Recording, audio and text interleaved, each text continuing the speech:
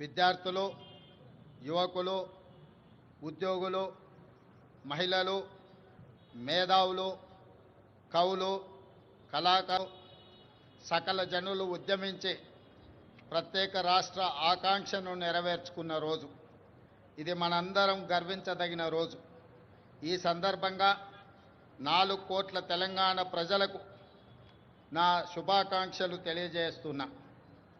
మిత్రులారా, ఈరోజు రాష్ట్ర ప్రజల కలలను నిజం చేసిన శ్రీమతి సోనియా గాంధీ గారికి కృతజ్ఞతలు తెలుపుకుంటూ తెలంగాణ అమరవీరులకు ఘన నివాళులు అర్పిస్తున్నాను. స్వేచ్ఛ, సామాజిక న్యాయము, సమాన అవకాశాల కోసం దశాబ్దాలుగా పోరాడి తెలంగాణ రాష్ట్రాన్ని సాధించుకున్నాం. రాష్ట్రం ఏర్పడి 10 ఏళ్లు గడిచినా ప్రజల ఆకాంక్షలు నెరవేరలేదు. అందుకే 10 ఏళ్ల ఆధిపత్యాన్ని తిరస్కరించి ప్రజలు ప్రజాప్రభుత్వాన్ని ఏర్పాటు చేసుకున్నారు.